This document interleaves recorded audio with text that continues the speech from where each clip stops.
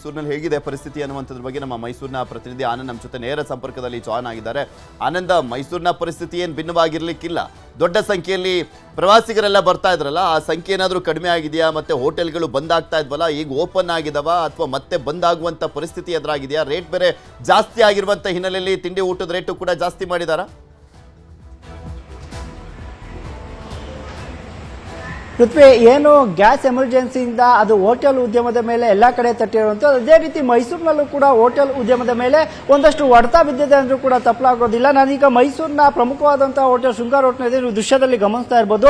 ಈ ಹಿಂದೆ ಸಾಕಷ್ಟು ಸಂಖ್ಯೆಯಲ್ಲಿ ಬರ್ತಾ ಇದ್ದಂತಹ ಜನರು ಕೂಡ ಇದೀಗ ಇಳಿಮುಖವಾಗಿರುವಂತದ್ದು. ಯಾಕಂತ ಹೇಳಿದ್ರೆ ಈಗಾಗಲೇ ಏನು ಒಂದು ಕಡೆ ಗ್ಯಾಸ್ ಸಿಗ್ತಾ ಇಲ್ಲ ಅನ್ನುವಂಥದ್ದು, ಒಂದು ಕಡೆ ಹೋಟೆಲ್ಗಳು ಮುತ್ತಾ ಇರುವಂತದ್ದು, ಮತ್ತೊಂದು ಕಡೆ ಇರುವಂತಹ ಹೋಟೆಲ್ಗಳಲ್ಲಿ ಇರುವಂತಹ ಸೌಲಭ್ಯಗಳನ್ನ ಬಳಸಿಕೊಂಡು ಜನರಿಗೆ ಊಟ ಉಪಚಾರವನ್ನ ಮಾಡ್ತಾ ಇದ್ದಾರೆ. ಇದರ ಜೊತೆಗೆ ಇದೀಗ ಕಮರ್ಷಿಯಲ್ ಸಿಲಿಂಡರ್ ಬೆಲೆ ಕೂಡ ಎಚ್ಚರಿಕೆ ಆಗಿದೆ.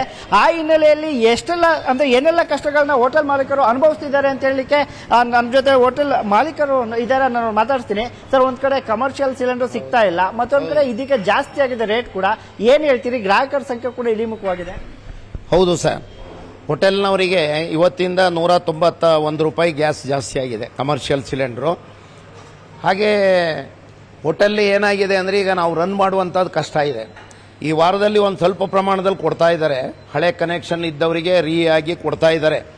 ಆದರೂ ಸಹ ಸಣ್ಣ ಪುಟ್ಟ ಹೋಟೆಲ್ನವರಿಗೆ ಮತ್ತು ಬೇಕರಿಯವರಿಗೆ ಎಲ್ಲ ಎಲ್ಲೂ ಲಭ್ಯ ಆಗ್ತಾ ಇಲ್ಲ. ಯಾಕೆಂದರೆ ನೀವು ರೀ ಕನೆಕ್ಷನ್ ತೊಗೊಳ್ಳಿ ಮಾಡಿ, ಡಾಕ್ಯುಮೆಂಟ್ಸು GST ಎಲ್ಲ ಕೇಳ್ತಾ ಇದ್ದಾರೆ.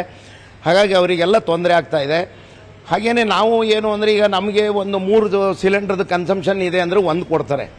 1ರಲ್ಲಿ ನಾವೇನು ಮಾಡ್ತೇವೆ ಅಂದರೆ ಪೂರ್ಣ ಪ್ರಮಾಣದಲ್ಲಿ ಮಾಡಲಿಕ್ಕಾಗಲ್ಲ. ಈಗ ಸೌದೆ ಒಲೆ ಇಟ್ಕೊಂಡಿದ್ದೇವೆ. ಸೌದೆ ಒಲೆನೂ ಸಹ ಏನು ಅಂದರೆ ಕೆಲವು ಸಲ ಅಡುಗೆ ಮಾಡೋರಿಗೆ ಕಣ್ಣುರಿ ಮತ್ತು ಹೊಗೆ ಇವೆಲ್ಲ ಬರೋದ್ರಿಂದ, ಹಾಗೆ ನಾವು ಎಲ್ಲ ಪದಾರ್ಥಗಳನ್ನು ಮಾಡಿದ್ರೂ ಸಹ ಅದನ್ನು ಬಿಸಿಯಾಗಿ ಕೊಡುವಂಥದ್ದು ಮುಖ್ಯ. ಈ ಬಿಸಿ ಕೊಡಲಿಕ್ಕೇನೆ ನಮಗೆ ಹೆಚ್ಚು ಕಮ್ಮಿ ಒಂದು ಅರ್ಧ ಸಿಲಿಂಡ್ರು ಅದಕ್ಕೋಸ್ಕರನೇ ಬೇಕಾಗ್ತದೆ. ಐಟಮ್ ರೆಡಿ ಮಾಡೋದಲ್ಲ, ಬರೀ ಬಿಸಿಗೋಸ್ಕರ ಹಾಟ್ ಕೇಸ್ಗಳಿಗೆ ಎಲ್ಲ ಕೊಡಲಿಕ್ಕೆ.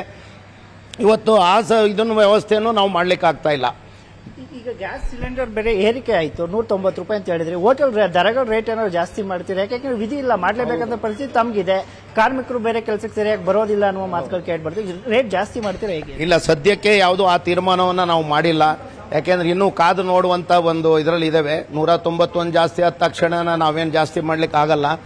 ಆದರೂ ಸಹ ಇಷ್ಟು ದಿವಸ ನಾವು ಬ್ಲ್ಯಾಕ್ನಲ್ಲಿ ತಗೊಂಡು ಮಾಡಿ ಕೆಲವು ಹೋಟ್ಲವರೆಲ್ಲ ಮಾಡಿದ್ದಾರೆ.